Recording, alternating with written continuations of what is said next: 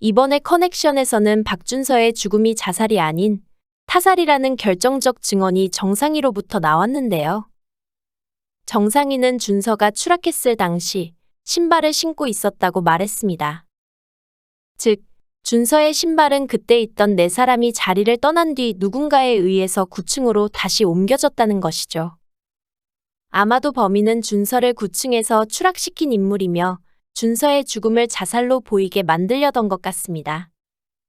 만약 범인이 당시 공사장에 있었던 4명 중 1명이라고 한다면 가장 유력한 인물이 바로 박태진인 듯 하네요. 일단 공사장에 가장 먼저 도착해 있었고 수상쩍게도 정상희에게 전기 스위치를 올리라고 시키기도 했습니다.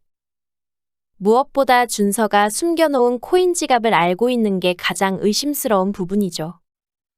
그동안 박태진은 풍년에게서 비밀번호를 알아내기 위해 혈안이었는데요. 이게 바로 가상화폐 코인 지갑이었나 봅니다. 물론 비밀번호는 준서와 재경만 알고 있는 188이겠죠. 아무튼 여러 정황들로 미루어 보았을 때 박태진이 준서의 돈을 노리고 죽였을 가능성이 가장 높아 보입니다. 상황을 가정해보자면 준서는 희귀병에 걸린 딸을 살리기 위해 어쩔 수 없이 닥터로 활동하며 원종수를 도왔던 것 같은데요. 박태진이 준서의 코인 지갑에 대해 알고 있는 걸 보면 오래전부터 박태진은 준서가 닥터임을 눈치채고 있었나 봅니다.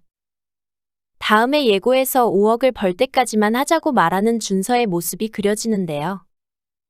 이 5억은 준서가 닥터로 활동하며 레몬뽕을 팔아챙긴 수익금에 관한 게 아닐까 합니다.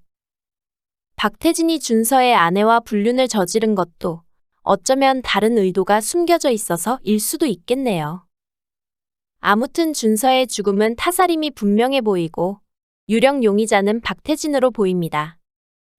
하지만 정윤호가 방앗간 주인을 살해할 만큼 필사적이고 무모했던 걸 보면 어쩌면 정윤호가 범인일지도 모르겠네요. 한편 이번에 에피소드를 통해 영륜냉동의 존재가 드러났습니다. 준서가 현우에게 약을 전해줬던 바로 그 냉동창고.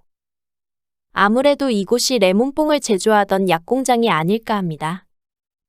그리고 약을 제조했던 인물로 이명국이 예상됩니다.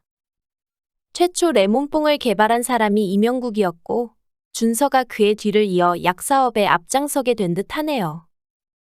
박태진과 원종수의 대화를 들어보면 이명국이 실종되고 2사람은 꽤나 난처한 상황에 빠졌던 것 같습니다. 그러니 최소한 2사람은 이명국을 죽인 범인이 아닐 듯 하네요. 하지만 또 모르죠. 이번에도 박태진이 이명국을 죽여놓고 원종수에게 시치미를 떼고 있었을지도 말이죠. 아마도 준서가 죽던 그날 닥터였던 준서는 더 이상 약사업을 할 수 없다고 모두에게 선언하려 했던 것 같습니다. 준서는 딸이 죽고 난 뒤 더 이상 얽매일 게 없어지자 양심에 걸리는 짓을 더 이상 할 수 없었던 듯 합니다. 그런데 그런 준서를 이용해 누군가 아주 큰 그림을 그린 것 같네요. 저는 그게 박태진일 거라 추측해 봅니다. 지금 재경에게 레몬뽕을 전해주고 있는 것도 박태진인 듯 한데요. 이를 뒷받침할 결정적 떡밥은 아직 공개된 것이 없어 100% 확신할 수는 없겠죠. 다만 박태진이 노리고 있는 준서의 코인 지갑이 모든 걸 설명해주고 있는 게 아닐까 합니다. 구독과 좋아요는 사랑입니다.